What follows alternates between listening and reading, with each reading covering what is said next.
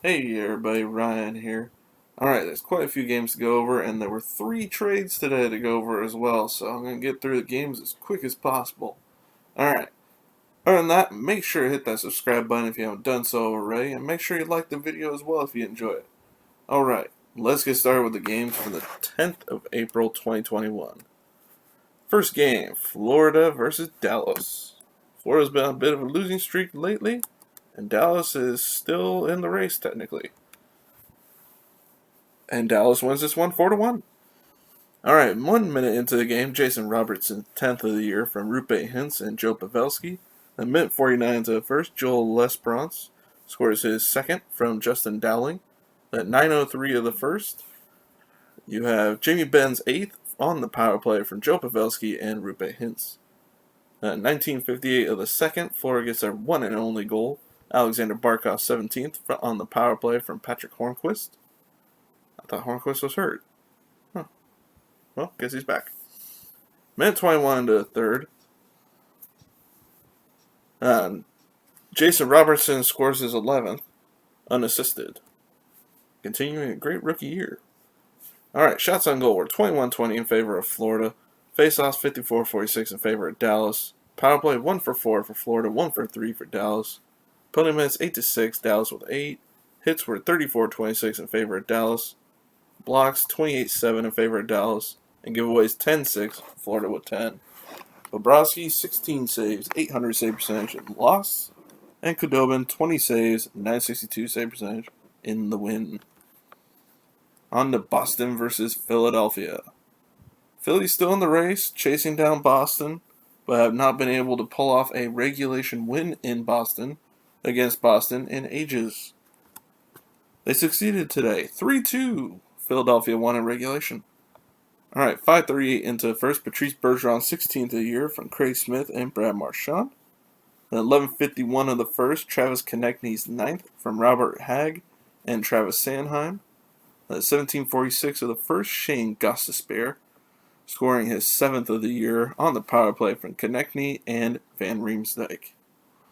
Then 11:45 of the second, Jake DeBrusk scores his 4th from Smith and Charlie Coyle, making it 2-2 at that point. Then at 6:59 of the third, Sean Couturier would score his 12th year and what would end up being the game-winning goal from Joel Farabee and James Van Riemsdyk. Alright, Boston outshot Philadelphia 32-23. Faceoffs were 51-49 in favor of Boston. Power plays 0 for 4 for Boston, 1 for 2 for Philly. 8 penalty minutes for Philly, 4 for Boston. Hits were 24-20 in favor of Philadelphia. Blocks 17-15 in favor of Boston. Giveaways 11-7, 11 for Philly. Swayman had 20 saves, 870 save percentage for Boston in the loss, and Elliott 30 saves, 938 save percentage in the win. On to Detroit versus Carolina. And Carolina, though I don't have the picture up, I should have put the picture up. Dang it. They're wearing their reverse retro jerseys with the Hartford Whalers symbols. I love it. I wish they'd stay with that. Or bring in their Hartford Whaler team in. It'd be amazing. Alright. Detroit won this one 5-4 in shootout. Alright. 1:38 into the first, Martin Necas scores his 11th of the year from Vincent Trocheck and Dougie Hamilton. Then at 6:15 of the first, Dylan Larkin's 8th from Philip Zadina and Troy Stetcher. Then at 10:10 of the first, Anthony Mantha's 11th from Alex Biega. At 14:44, Jordan Stahl's 13th from Jordan Martinook and Jacob Slavin. Alright, 9:52 into the second, Dougie Hamilton's 6th unassisted. At 16:03 of the second, Valtteri Filppula scores his 4th unassisted. At 13:40 of the third, Adam Aaroni's 10th unassisted. I think that's our longest streak this season of unassisted goals. 3 straight, pretty good. Alright, 16 minutes into the third, Sebastian Aho's 17th from Necas and Niederreiter. We go to overtime, no scores, so we go shootout. Adam Aaroni would get the shootout winning goal, giving Detroit 2 points. Which, if you're a team like my favorite team, the Ducks, you're saying yay, because that's 2 more points we had to catch up to them with. Better chance at a draft pick. Higher draft pick. So keep on winning, Detroit. Good job. Anyways, Carolina won the face-off. No, I'm sorry. Well, they did win the face-off dot, but they outshot Detroit 34-28 and beat them at the face-off dot 52-48. Both teams 0 for 2 on the power play, 4 penalty minutes each. Hits were 19-18 in favor of Carolina. Blocks 15-11 in favor of Detroit. Giveaways 13-12, Detroit with 13. Tomas Greiss, 30 saves, 882 save percentage in the win. And Mrazek, 24 saves, 857 save percentage in the loss. On to Chicago versus Columbus. Two teams that have been kind of falling out in that Central Division. Well, something had to break today. Chicago gets the win, 4-3. In regulation, too, so no points for Columbus. All right, minute 3 into the first. Michael Delzado's fourth from Alexander Texier and Zach Dalpe, which, honestly, I didn't realize Zach Dalpe was even still playing. Well, never lived up to that potential that he had, but still, hey, point's a point. 3:13 into the first, Cam Atkinson's 14th from Jack Roslovic. Then at 10:13 of the first, Alex DeBrincat's 21st on the power play from Calvin DeHaan and Patrick Kane. At 17:02 of the first, Carl Soderberg's 7th from David Kampf and Ryan Carpenter. At 3:07 of the second, Wyatt Kaliniak scored his first career goal, congratulations to him, from Pius Suter and Calvin DeHaan. Then at 16:40 of the second, Dylan Strome's 8th from Kirby Doc and Alex DeBrincat. At 19:11 of the third, Patrick Laine would add his 10th of the year from Max Domi. Two guys that have not had great seasons for Columbus. So, at least they got points tonight. Alright, Chicago outshot Columbus 28-26. Beat them in the faceoff dot as well, 54-46. Chicago 1 for 5 on the power play. Columbus 0 for 1. 10-2 were the penalty minutes, 10 for Columbus. Hits were 12-9 in favor of Columbus. Blocks 14-6 in favor of Chicago. Giveaways 9-8, 9 for Chicago. Lankinen, 23 saves, 885 save percentage. Emmers Lickens, 24 saves, 857 save percentage for a loss. On to North Division matchup, Winnipeg versus Montreal. Ooh. Even without Blake Wheeler, they beat Montreal 5-0. Yikes. Alright, no scoring in the first. 10:13 in the second, Paul Stastny scores his 12th of the year unassisted. Then at 16:57, Nikolai Ehlers would add his 17th on the power play from Neil Pionk and Andrew Kopp. 19:31 in the second, Derek Forbert's 2nd of the year from Josh Morrissey and Mark Scheifele. At 7:17 in the third, Andrew Kopp's 14th on the power play from Matthew Perreault and Nikolai Ehlers. At 10:42 of the third, Perreault would add his 8th of the year unassisted. At 7:55 of the third, there was a fight. Jake Evans versus Josh Morrissey. Most of the fights nowadays don't scream good fights, but that one does not either. I don't see either of those two being very good pugilists, but never know. Maybe it is a good fight, I don't know. But anyway, shots on goal were 25-19 in favor of Winnipeg. Winnipeg also beat them on the face-off dot, 57-43. Winnipeg 2 for 5 on the power play.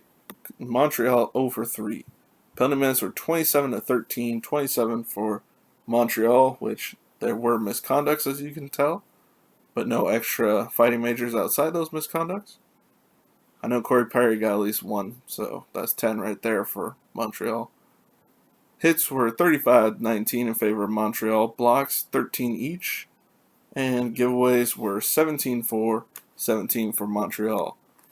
Hellebuck had 19 saves, 1,000 save percentage for the shutout, and Jake Allen 20 saves, 800 save percentage for the loss. Ooh, another North Division matchup. An old time, well, not old time, but a older rivalry now. Ottawa versus Toronto. And this one was an interesting game. 6-5 Toronto would win in regulation, but this thing was all over the place. 8:52 into the first, Austin Matthews 29th of the year from Mitch Marner. Then at 9:31 in the first, so less than a minute later, Matthews would get his second of the game, 30th of the year, our first 30-goal scorer in the NHL this year, from Marner and Mike Riley. I wrote that down. That's not supposed to be Mike Riley. I'm sorry. That's Morgan Riley. Mike Riley's on Ottawa. I wrote that incorrectly. Sorry about that. Morgan Riley got the assist there. Then at 12:02 of the second, Drake Batherson would score his 13th of the year from Tim Stützle and Eric Brandstrom. Then at 13:49 of the second, Alex Formenton scored his third of the year shorthanded to tie the game at 2. Then at 16:25 of the second, Stützle would score his 7th of the year from Michael Amadio to make it 3-2 Ottawa at that point. And then Toronto comes back. 16:52, so less than 30 seconds after the previous goal. Marner would score his 14th from Galchenyuk and Matthews. At 19:16, Toronto would take the lead again, 4-3. 19:16 and Matthews' 31st, completing the hat trick from Marner and Galchenyuk. Then at 4:44 of the third, Ilya Mikheyev would score his 6th from Zach Hyman and Travis Dermott. Then at 7:43 into the third, Connor Brown's 13th from Evgeny Dadonov and Chris Tierney. Oh man, they're just going back and forth. Making it 5-4 Toronto at that point. Then at 19:33 of the third, Zach Hyman would score his 14th from John Tavares and Mikheyev, an empty net goal. But then at 19:43 of the third, Josh Norris would score his 11th on the power play from Batherson to make it 6-5, your final score. And Toronto would outshoot Ottawa 38-32. Faceoffs were even 50% each. Power play was 1 for 2 for Ottawa, 0 for 1 for Toronto. Penalty minutes 4-2, 4 for Toronto. Hits 24-16 in favor of Ottawa. Blocks 13-9 in favor of Ottawa. Giveaways 20-16, Toronto with 20. Forsberg had 32 saves, 865 save percentage for the loss. And Campbell would get 27 saves, 844 save percentage, setting an NHL record in the process, being the first goalie in the NHL to win 11 straight games to start his season. On to Tampa Bay versus Nashville. Tampa Bay would win this one 3-0. Alright, 16:45 into the first, Ross Colton would get his 7th of the year from Yanni Gourde and Mikhail Sergachev. Then at 14:04 of the second, Eric Chernak's 2nd of the year from Andre Palat and Braden Point. Then 19:14 of the third, Yanni Gourde would score his 14th into the empty net. Then there'd be an incident after that. 19:37 into the third, Michael McCarron would be given a match penalty for a hit to the head to Yanni Gourde. Caught him on the blind side, and it was a pretty good hit, but luckily Yanni Gourde was not injured. He'd be given a 5-minute major. Ironically, after that, they blew the whistle on that. 2 different Lightning players went to go after McCarron. Barclay Goodrow was the one who threw his gloves off a good 20 feet away from him and went after him, but was not given a instigator penalty nor a fighting major because there was no fight. But he was given a roughing penalty and really went on that borderline where he could have got that one game for getting the instigator penalty in the last 5 minutes of the game. So he's lucky they gave him only a roughing penalty. So we'll see what comes of that for McCarron. That probably will be at least a game or 2 from this year. From what we've been seeing, probably 3 games is what they've been dishing out for the most part. All right. Nashville outshot Tampa 36-34. They beat them in the face-off dot 53-47. Both teams 0 for 3 on the power play. Nashville's 16 penalty minutes to Tampa's 8. Hits were 25-12 in favor of Nashville. Blocks 9-7 in favor of Tampa. Giveaways 11-7. Nashville 11. Vasilevsky got the win, 36 saves, shutout. And Rene, 31 saves, 939 save percentage for the loss. All right, on to Minnesota versus St. Louis. Now, last time these two met, 2 games ago for Minnesota, they beat Colorado 9-3 or 9-5. I still can't remember what it was. And St. Louis beat them last game 9-1. So let's see if there's another 9-goal game in our future. Nope. 3-2, St. Louis would win this one in overtime. First goal was at 18:25 of the first. Nico Sturm's fifth from Joseph Cramarosa. It is good to see Cramarosa getting a point. I always hated the fact that the Ducks traded him away. I liked the way he played. 3:07 into his second. Mike Hoffman's 10th on the power play from Vince Dunn and Tyler Bozak. At 18:12 of the second, Matt Dumba's 6th on the power play from Ryan Suter and Marcus Johansson. Then 19:18 of the third, Hoffman would score his 11th of the year, second of the game, from Dunn and David Perron. Then with only 2 seconds left in overtime, 4:58 in overtime, Ryan O'Reilly's 17th of the year from Braden Shen and Vince Dunn, giving St. Louis the much-needed 2 points. I believe that puts them back in the playoffs, a point ahead of Arizona again. Shots were even, 30 each. St. Louis beat them in the faceoff dot, 55-45. Minnesota was 1 for 2 on the power play. St. Louis 1 for 3. Penalty minutes were 8-6, 8 for Minnesota. Hits were 16-13 in favor of Minnesota. Blocks 23-17 in favor of Minnesota. And giveaways 10-5, 10 for Minnesota. Talbot had 27 saves, 900 save percentage for the loss. And Husso, 28 saves, 933 save percentage for the win. Now on to Edmonton versus Calgary. I guess before this game, they had a special ceremony in Edmonton giving tribute to Colby Cave, who passed away a year ago today. So I guess that was a big thing. Well, not I guess. That was a big thing. And I think that really put a damper for it on Edmonton tonight because they were shellacked in this game. 5-0, Calgary will beat them. And it didn't seem like Edmonton had any fight in them tonight, and probably for that reason, for the tribute they did today. I mean, that's still fresh in our mind. All those guys have played with them, so kind of rough. But hey, you gotta celebrate your teammate, your friend, in the way you can. All right, no scoring in the first. Second period, 3:12 in. Sean Monahan's 8th of the year from Andrew Mangiapane. Then at 10:43 of the second, Johnny Gaudreau's 14th from Noah Hannafin and Michael Backlund. 13:21 into the second, Elias Lindholm's 10th on the power play from Gaudreau and Giordano. At 19:25 of the second, Giordano's 7th from Backlund and Sam Bennett. Then at 13:30 of the third, Brett Ritchie would get his 2nd of the year from Bennett and Valimaki, making it 5-0 your final score. Calgary would outshoot Edmonton 32-17. Edmonton would beat him in the faceoff dot 56-44. Power plays were 0 for 2 for Edmonton, 1 for 4 for Calgary. Penalty minutes 8-4, 8 for Edmonton.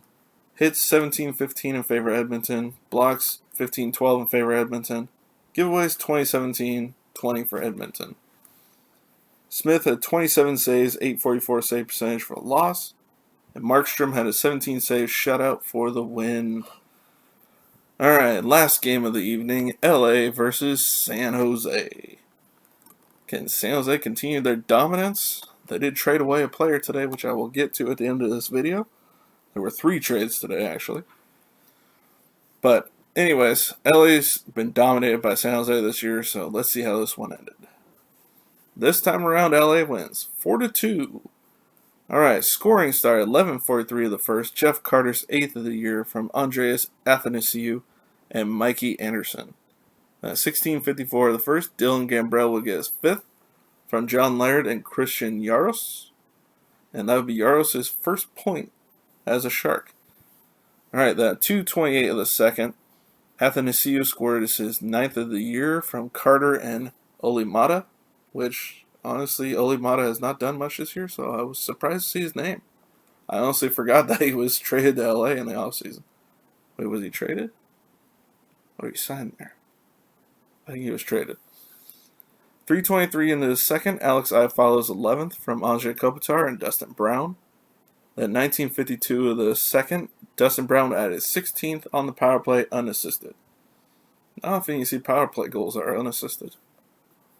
Alright, 12:31 to the third, Timo Meyer's 8th of the year on the power play from Tomas Hertl and Ryan Donato. Not a good start for the post-Dubnyk era for San Jose. Alright. San Jose outshot LA 28-26. LA beat them on the faceoff dot 52-48. Both teams were 1 for 5 on the power play with 10 penalty minutes each. Hits were 30-26 in favor of San Jose. Blocks 21-11 in favor of LA. And giveaways 11-7, 11 for San Jose. Quick had 26 saves, 929 save percentage for the win. Martin Jones, 15 saves, 789 save percentage. And, oh god, I have to remember how to say this kid's name. Cornash, I believe is how they said it in the San Jose feed that I saw. Cornash, I believe is how it was. But 7 saves for 1,000 save percentage in relief of Jones. And there you go. Alright, so as I talked about, there was a trade for San Jose today. They acquired a 5th round pick and Greg Pattern from Colorado for Devin Dubnyk. Pattern probably will be the same thing he was in Colorado, just an extra taxi squad guy. It's just a salary dump for Colorado. But they needed a solid NHL backup, so definitely got that with Dubnyk. So I think this is going to help Colorado definitely be a better team. And we'll see how this affects San Jose, because I'm kind of surprised they made this trade, considering they are not far from a playoff spot. So I'm really surprised this even occurred for them at this point. But either way, I think Colorado wins this one for sure. Alright, then there was the trade between Florida and Buffalo. Florida got Brandon Montour, an offensive-minded defender. Maybe not the best defensively, but he's definitely offensive-minded, even though it's not shown in Buffalo this year. But not much of that is shown for Buffalo at all this year. He was traded for a 2021 third-round pick going back to Buffalo. Now, considering Buffalo got him for trading to Anaheim a first-round pick and Brendan Gooley, it's kind of a drop-off there. But still, they trade him. I think that'll help Florida in the long run this season, but I still don't know how Florida is going to do in the playoffs. I still don't. I'm not buying into them being as good as they are. They're having a good year, but I don't know. I'm just not buying it because they're not doing well against the top teams of that division. They're doing good against the bottom teams. Now for the big trade that is extremely confusing if you don't see every part of it separately. That's why I have them all separate. So the initial trade is Detroit traded Brian Lashoff to Columbus for David Savard, and Columbus would keep 50% of Savard's salary for the rest of his season, because he's a UFA at the end of the year. Then, the second part, David Savard was traded from Detroit to Tampa Bay, with Detroit keeping 50% of his salary that they had, which is a quarter, 25% of his initial salary. So 75% of his salary is going to between Columbus and Detroit. That's how Tampa Bay can afford this. Not that it was super expensive, but still, that's how they can afford it. And in return, Detroit is getting a 4th round pick for that. Now, Columbus would trade Brian Lashoff to Tampa Bay for a 3rd round pick and a 1st round pick. Now, if you're in your head, if you're saying, how the hell are they trading Brian Lashoff for a 1st and 3rd? I think that's what a lot of people are doing, but that's just how a 3-way trade works sometimes. So, overall, Columbus is getting a 1st round pick and 3rd round pick from Tampa. Detroit is getting a 4th round pick. And Tampa is getting Brian Lashoff and David Savard. David Savard being the big part here. So, really, Detroit's only being the mediary and also retaining some salary in order to get a 4th round pick, which really does not seem worth it. But that's how it's working. Alright, that is all I got for you today. I hope you enjoyed the video. Let me know what you think of those trades, especially the extremely confusing David Savard one. Like I said, numerous different ways I saw it on there, explained it. I think every different site explained it differently and made it super confusing. But that was the easiest way to explain it. Alright, other than that, make sure to like, comment, share, and I will see you all next video. Bye, everybody.